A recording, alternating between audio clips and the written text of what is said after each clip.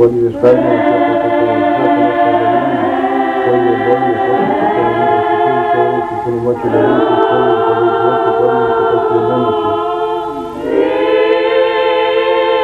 Laus son eleison, et diabilas animas, o Theos disi cariti.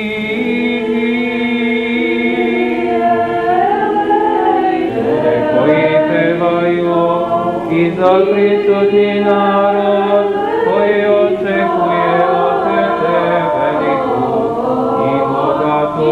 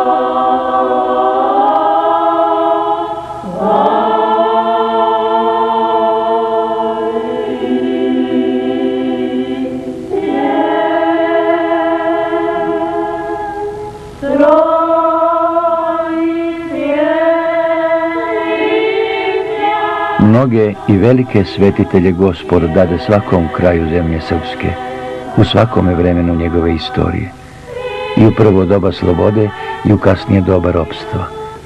Tako i Zahumskoj zemlji srpskoj, a kroz nju i svemu rodu svetosavskom dade Bog, u teško doba turskog ropstva, svetog i bogonosnog oca Vasilija, novojavljenog čudotvorca, Ostroškog i Zahumskog.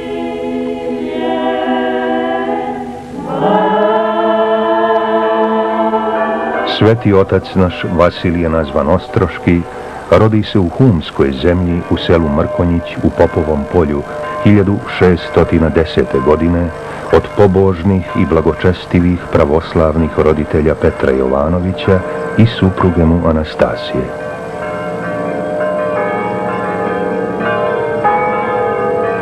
Još dok je bio dijete, roditelji ga pošalju u manastir Zavalu, odakle nekoliko godina potom, kao mlad iskušenik, stiže u manastir Tvrdoš, gdje postade monah, a kasnije i arhimandrit. Jednom otide sveti Vasilije u Svetu Goru i odande u Rusiju, a kad se odonud s bogatijem darima vrati natrag, nađe svoj manastir poharan i razuren. Potom otide u Pećku patrijaršiju.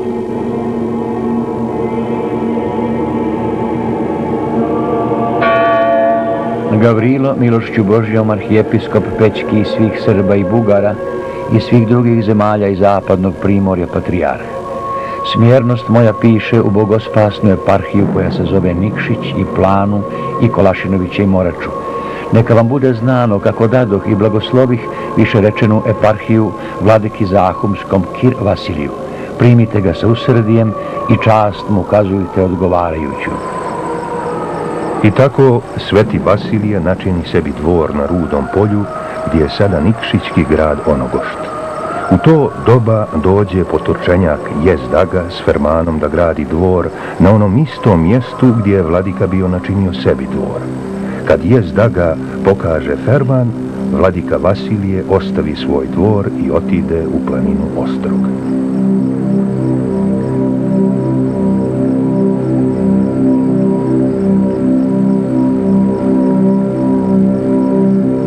Najprije počne gradnju u jednu pećinu više sela Zagorka. Jedne noći usnije mu se priviđenjem Gospodnjim da svoju radnju oko manastira prenese u Ostroške grede.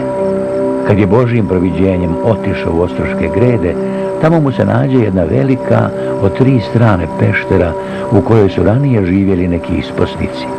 Mjesto mu se dopadne baš onako kako je sam želio.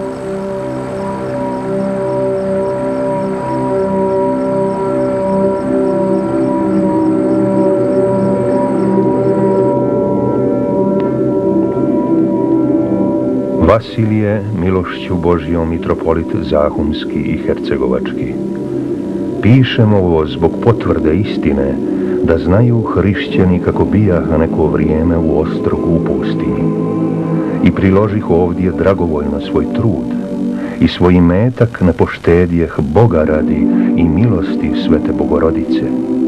I pišem znanje služiteljima crkvenim, koji poslije mene služite Bogu i Svetoj Bogorodici u Ostrogu, u studenoj stijeni. Toplote radi Božije da znate i vi i hrišćani koji poslije mene budete, da kupih velji dol za 12,5 groša i spižit će zemlju u dobrom polju od puta do rijeke i s jazom, i da sam kupio zanuglicu od Milanovića, od Rajića i od Vumila za groš i bukilu pšenice. Bijaše pšenica skupa. To sve priložih i dadoh crkvi u Ostrogu za ishranu i utjehu bratiji. Sve predadoh u ruke Višnjega Boga i Svetoj Bogorodici. To je tako, da se zna. I ko bi pokušao da nešto otme od manastira, oteo Gospod Bog takvom razoritelju njegov dom, kuću i stoku sa sinovima i sav njegov imetak, da mu Gospod Bog zatre i raspe odjednom u vjekove. Amin.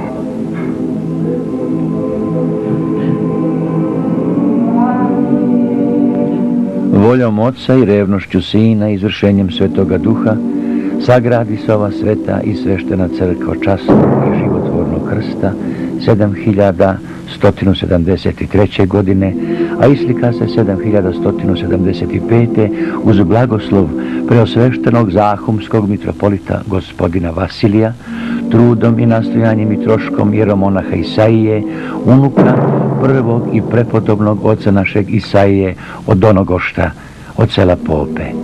Bog da ih prosti, jer počeše i završiše.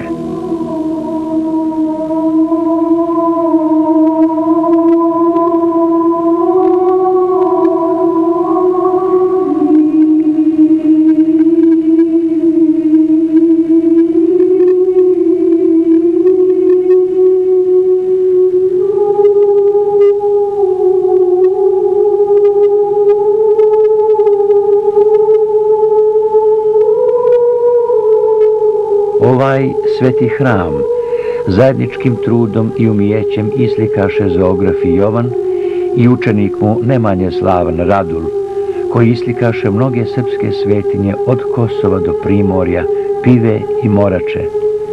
Neka im je hvala i vječni spomen.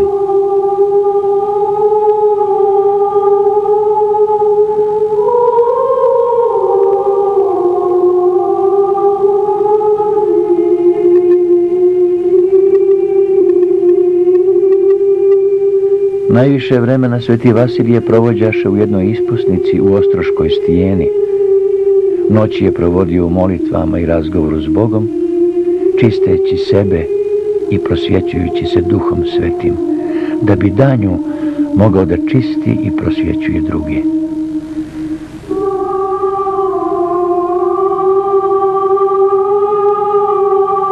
Tijelom bijaše suv, a licem žut kao vosak. Imao je noge koje se nikad ne umaraju i oči koje stalno gledaju.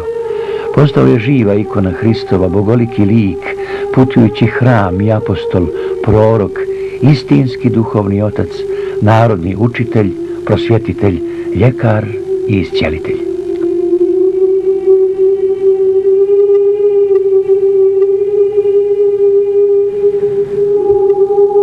Kada dođe dan i čas da Vasilije svijet promijeni, on pade na koljena i dugo Bogu moljaše, a onda leže u pećinu. U taj čas Božijim čudom naiđu dva sjeda kaluđera i jedno čobanče. Vasilije im reče da će skoro umrijeti i tada se pećina zatrese i obasja. Potom reče, žedan sam, a kaluđeri odgovoriše da nema nigdje vode. Vasilije reče, metnite mi desnu ruku na ovu stijenu. Oni odignu Vasilijevu ruku na stijenu, a u taj čas voda iz stijene provri, a kaluđeri ga tom vodom napiju. Onda im on reče, gladan sam, uberite mi treću jagodu koja je više moje glave. Kaluđeri preplašeni odgovoriše da nema ni jedne jagode, a Vasilije im reče, pogledajte još jednom više moje glave. A kad kaluđeri pogledaju, imaju šta i vidjeti. Jagoda se sasušila, a kraj nje uzrasla smokva. Vasilije im reče da mu uberu 3 smokve, pojede ih, pomoli se Bogu i ispusti dušu. I tako predstavi se svetopočivši vladika Vasilije Zahumski Skenderijski, godine 1671. od rođenja Hristovog, 29. aprila. 7 godina poslije njegove smrti pristi se proigumanu župskog manastira Rafailu, gdje ga zove vladika Vasilije da ga iskopa iz zemlje. Kad on i ostali kaluđeri otidu na grob i otkopuju ga, kad tamo, a to vladika Vasilije, cjelokup i svet. Potom ga u Čivotu namjeste u crkvi u Gornjem manastiru, gdje je i današnji dan.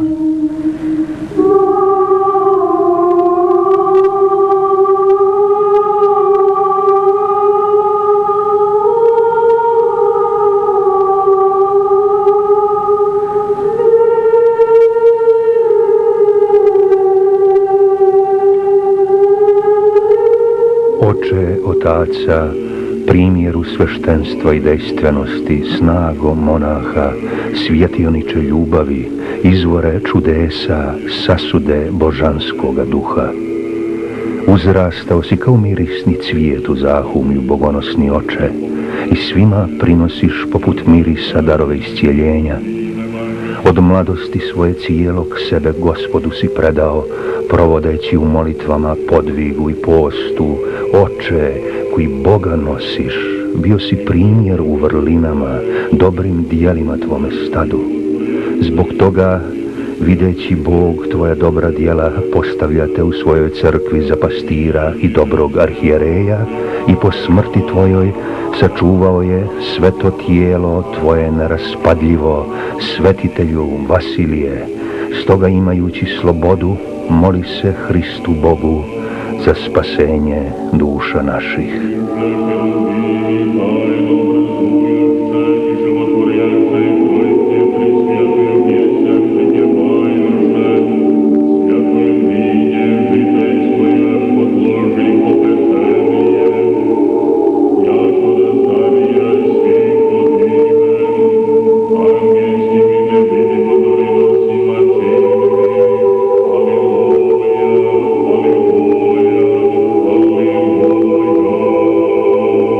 Hranio si gladne, tješio ucvijelje, nekrotio podivljale, mirio zavađene i razbraćene, štitio si narod od nasilnog prekrštavanja, čuvao pravoslavlje, podsticao nas na borbu za slobodu, hrabrio si nas i branio turskoga zuluma, a mi smo slijedili tvoj zavjet, sveti oče.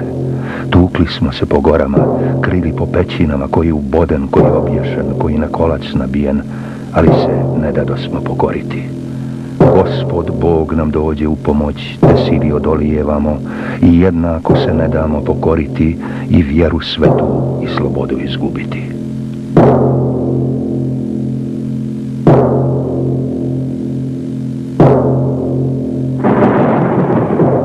Vidjeste li čudo i znamenje kad se 2 munje prekrstiše? Jedna sinu od Koma Klovčenu, druga sinu od Skadra Kostrogu, krst od ognja živa učiniše. Og divan li bješe pogledati, u svijet ga još nije takvoga niko čuo, niti ko vidio. Pomoz Bože jadnijem Srbima, i ovo je neko znamenije. Na ovoj svetoj zemlji u Ostroškom klancu, u krvavim bojevima, vijekovima se rješavala sudbina Crne Gore i Hercegovine. Od mene, Omer Paše, se raskela sve turske evropejinske vojske svim glavarima bjelopavličkim proglas. Moj car, njegovo veličanstvo sultan Medid Han, mene je ovom opravio i sa svim što treba opremio. Pritome dodate mi vlast i sila za one koji se ne budu carskoj volji pokoravali. Nemojte se nadat da utečete ni vi, ni vaše roblje na more. Ni u Rusiju se ne uzdajte, jer vi ona ne može nikakve pomoći dati. Ako nećete doći i čestitoga cara priznati, ja ću s vojskom sve u pepeo pretvoriti, a u drugo se ništa ne dvoumite.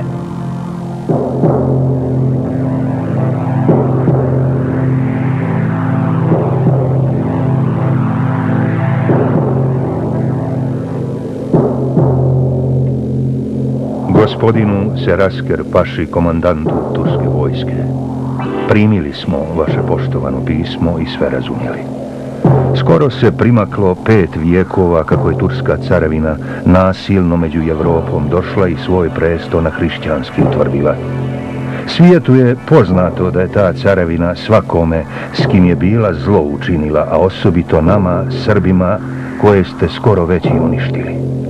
Mi s vama nijesmo nikad, niti u vjeri, ni u narodnosti, niti ičega zajedničkoga imamo, pa tako i po sada ostajemo.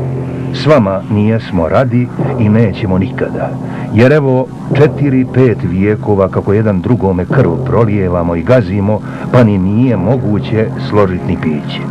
Bjelopavlički kapetani.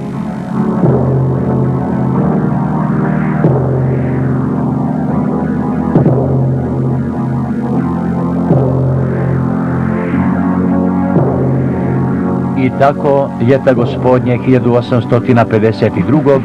otpoče krvava Omer Pašina vojna. A po Božiću godine 1853.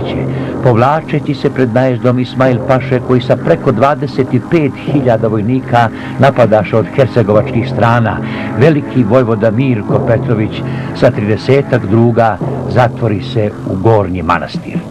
Turska sila opkoli manastir, ali grupa hrabrih Crnogoraca 9 dana odolijevaše silovitim turskim jurišima.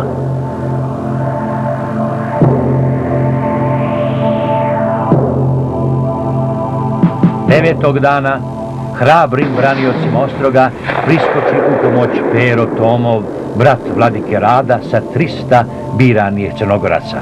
Noću izvrše juriš na Turke, golim noževima i handžarima prokrče sebi put do Gornjeg Manastira, oslobode branioce, uzmu sa sobom ćivot Svetog Vasilija, pa se opet probiju kroz Turke, a svetinju prenesu na Cetinje. Poslije ove krvave vojne ostadoše pod Ostrogom na stotine mrtvih Turaka i grobovi crnogorskih junaka koji padoše u ovom slavnom boju.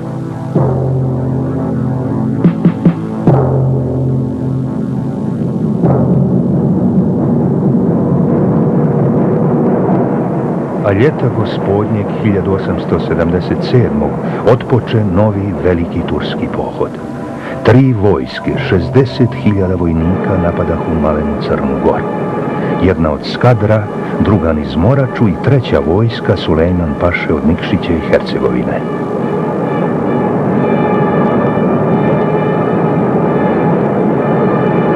I opet se 9 krvavih dana boj vodio u Ostroškom klancu.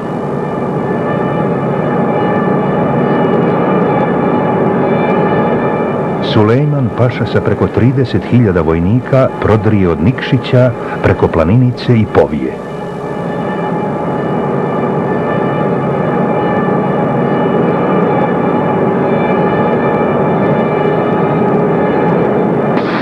Vojvoda Petar Vukotić sa svojom vojskom opremu se jako.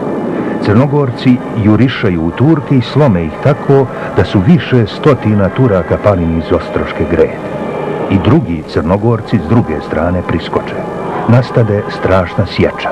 Turci razbijeni nagnu k Spužu, a Crnogorci se daju u pogon za njim. Tu se učini užasna klanica od Turaka.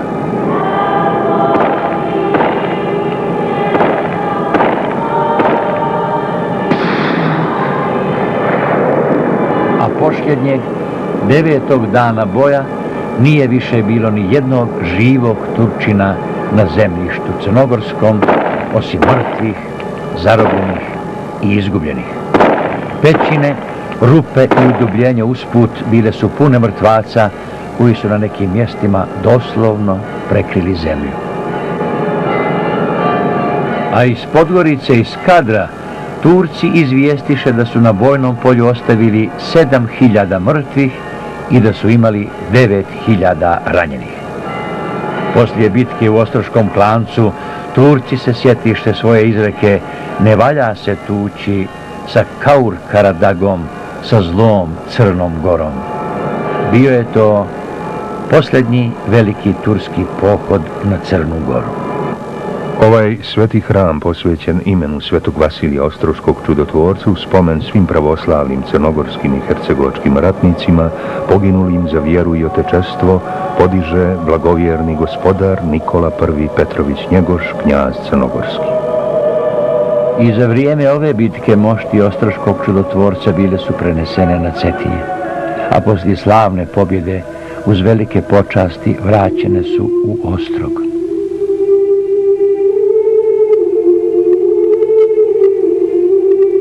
Skivota svetog sjaj čudesni minu i srebrn bljesak pade preko strana.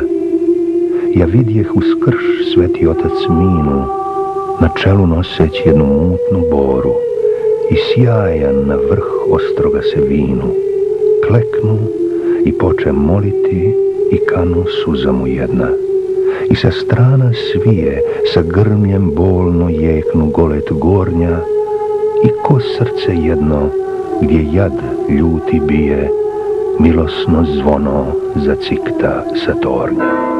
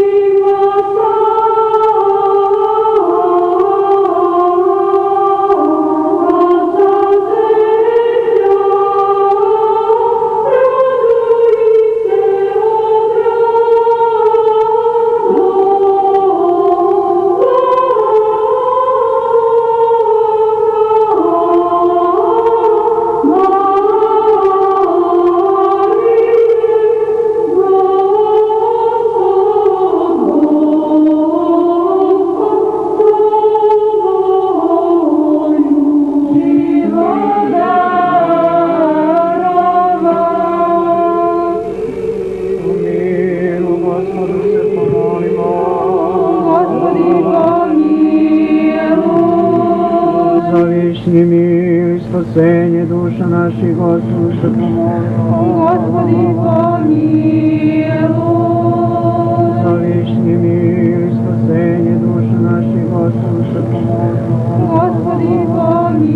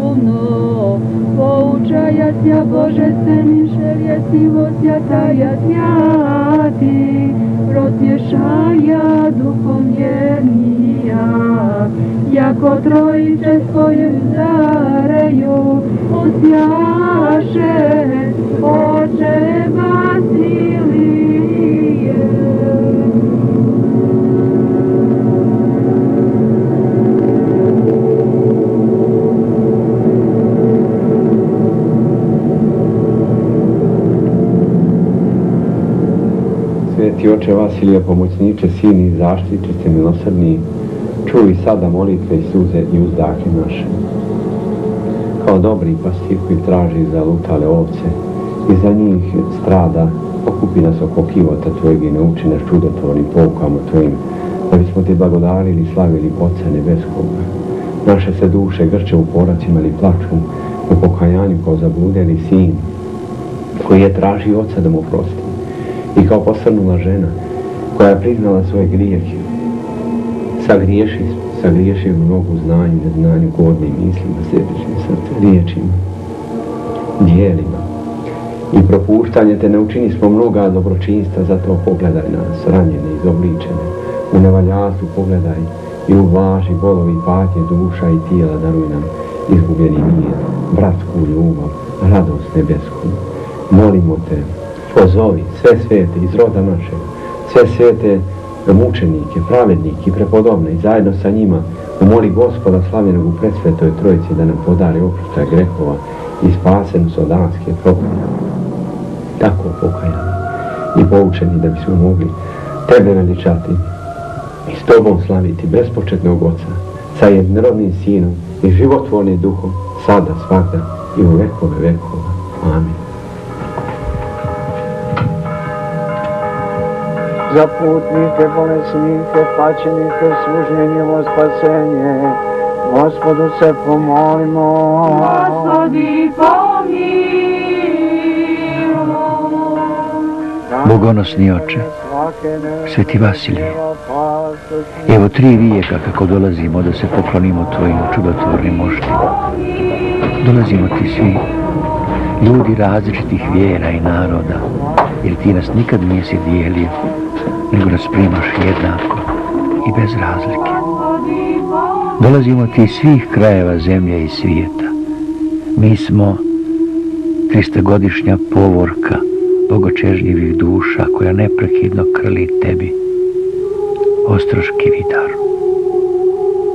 Dolazimo ti zdravi i radosni, ali i bolesni i izopačani, ranjeni i bespomoćni, da ti se poklonimo izvora čudesa. Jer ti si hiljadama onih koji ti pristupiše s vjerom i nadom, povratio izgubljeni vid, sluh, govor, razbistrio podigao si na noge hiljade kljastih i bogalja, dao poroda onima koji bijahu izgubili nadu. Pomogao si mnogima što bijahu pomračili demone si iz njih odgonio, veze đavolje raskidao i zdravlje duševno i tjelesno ljudima darivao. Tako i sada pomozi, sveti Vasilije čudotvor, krštenijem i nekrštenijem, kao i uvijek izmiri zavađene, s bratimi razbraćene, oveseli tužne, ukroti samovoljne, iscijeli bolne, sveti Vasilije čudotvorče i oče naš duhovni.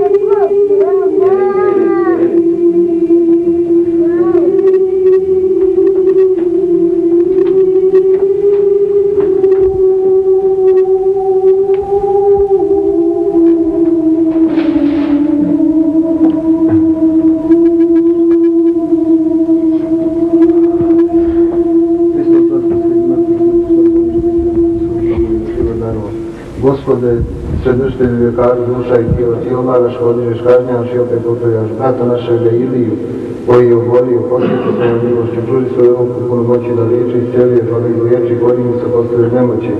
Zaprijeti duhu bolesti, ukloni od njega svaku ranu, svaki bol, svaku muku, svaku ruticu ili groznicu. Jer ako ne bi ima takvog razrešenja, da je znao koji srcu koji su pravosloven, se presti glavi duhom i tvojim duhu sada i uvijek i vijekova i vijekova. Amin. Sada i uvijek i vijekova i vijekova. Amin.